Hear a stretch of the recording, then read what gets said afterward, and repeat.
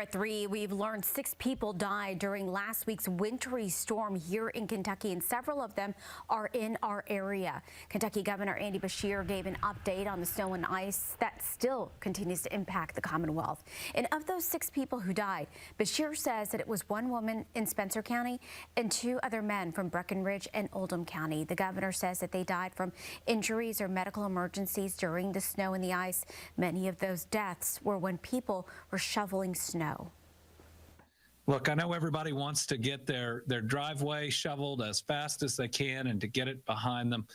But when we lose, 6 people to a storm like this, and we know some of it may have been preventable, we just want to make sure that people are careful, again, when we get more snow or we face another one of these. So taking your time, doing it a little bit different could save your life.